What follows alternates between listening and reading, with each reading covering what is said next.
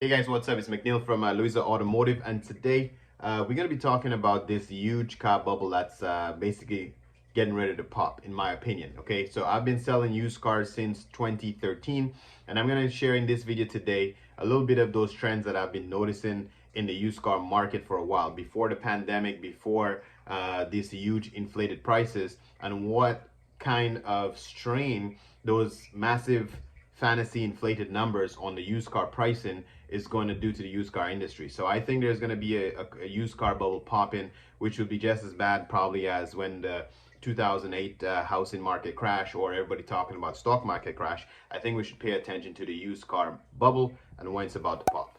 Let's get into that today.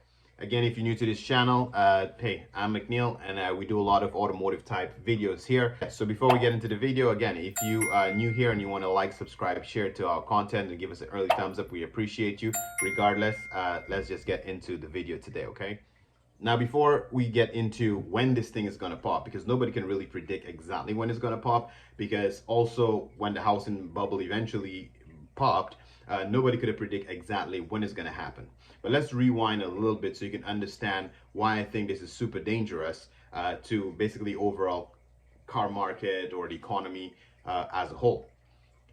Before the pandemic, subprime loans was already very iffy, in the sense where people who can't really afford, whether you have bad credit, you have any kind of credit situations, unfortunately a used car is still the easiest thing you can buy.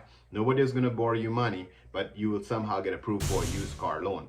I still remember in my first couple of years of selling used cars, getting some people approved through some subprime lenders and seeing about a 25-24% interest rate. I remember having to sign up one young specific person who was not making that much money and had credit situations, and I realized the effective rate on that loan was north of 35%. So yeah, they post a rate of 29 or 20 something percent, but the moment you add fees and everything else into that loan, it was significantly more. It's ridiculous. I try to explain to them that I don't think you should get into that loan, and he took it the wrong way, thinking that I was trying to not sell him a car and say any other dealer down the street could have get him approved for the car. But the reason why I didn't feel comfortable signing that specific customer into the car deal is I was seeing that, let's just say random numbers, for example, because I don't have that file in front of me now, but I remember the numbers ballpark. If it was a $20,000 car, it literally was double over the financing period. So he would be essentially paying $40,000 for a car over a 6-year period. And at the end of the 6-year period, the car would definitely not worth anything close to even the $20,000 initially paid for. It would have been a massive negative equity situation. And I was seeing a pattern of that a lot in my experience selling used cars. And I kind of try to distance myself from that. And I kind of just hire a broker because I don't want to get involved in it. If a customer need financing, I refer them to a broker. The broker negotiate interest and whether it's prime or subprime, and I just sell my car, I get a commission for referring the finance deal. I kind of distance myself from the finance deals. Okay, now back then I thought that was a problem, just because I was seeing customers would be paying for a loan, especially if they have a credit situation. They were paying for loans that they essentially could not afford. If they had an accident, whatever they own on that car, the car is not worth it. And that's why they would need gap insurance. I think we did make a video explaining gap insurance a while back. Maybe it's time for an updated version of that. But you need that gap insurance because after an accident, when the insurance pay what the car is worth, you still have a lot of negative equity in the car. Now that was happening. The reason why I'm giving you all these situations and scenarios that happened in the past is because that was before the pandemic. That was before used car prices are going up, as ridiculous as that sounds. So now comes to the second part of this video. The second part of the mindset is, if used car prices going up because of supply chain issues, which we spoke about in our last video. You can check out the video, the 2022 car shortage, so you can understand the car shortage situation. So there's not a lot of cars available. What does that mean? There's not a lot of new cars available for sale. So used car prices, specifically 2 to 3 year old cars, are going up in value at ridiculous rates. Some of them are being sold for more than what they were at brand new. So just imagine somebody in a subprime situation buy a used car more than it was worth when it was new, and then end up having a 20% interest rate on that, that loan is going to be so much negative equity in there, it's going to be unbelievable. Now, let's just keep up with the cycle there. Just hang in there with me still. If now supply chain, because keep in mind, Ford, GM, a lot of the big guys are still making cars.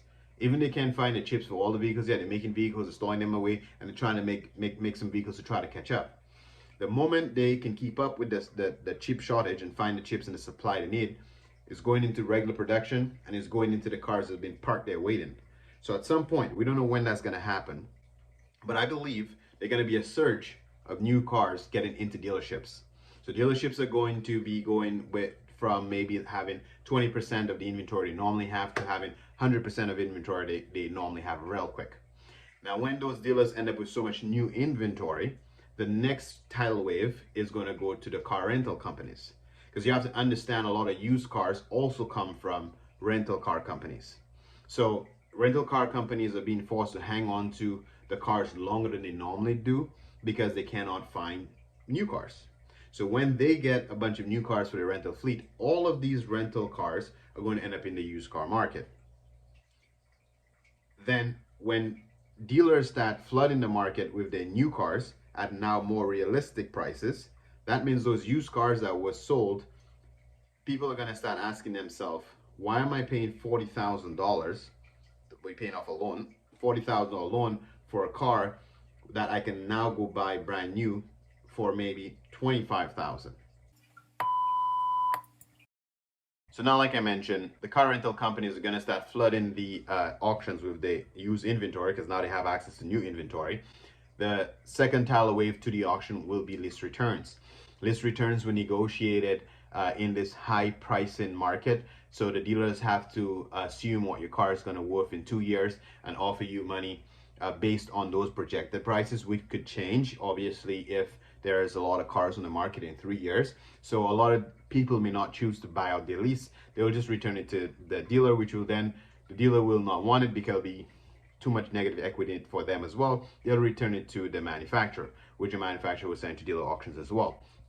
The point is we're going to have an abundance of inventory in the used car market, in the new car market, and a shit ton of repos.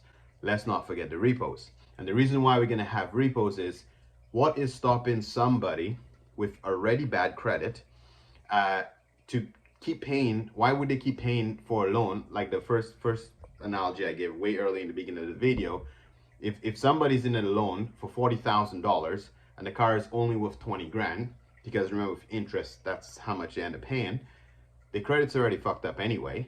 So what's causing them to just return that car and try to buy another one?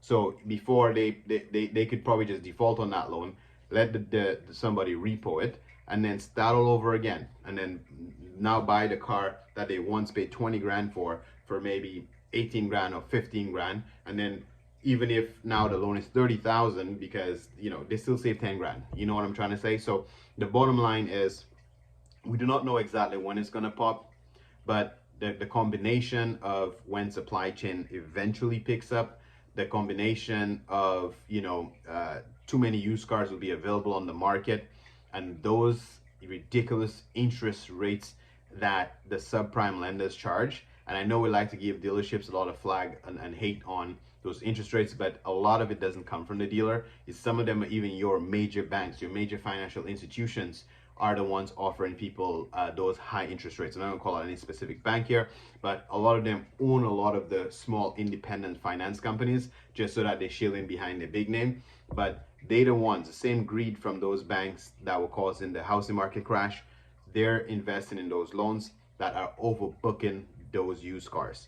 So again, it's very tricky. We don't know when, but that bubble will pop. And when it pops, it's going to be bad for you if you have a car with negative equity in it. It'll be bad for even dealerships. So for my dealers who follow me here, it'll be bad for you if you have 30 cars in stock, 20 cars in stock, and you paid ridiculous prices for it because you know you can sell them anyway. The demand is there. If that demand changes, and I don't say it's going to change overnight, maybe you might start noticing the price change in the auction.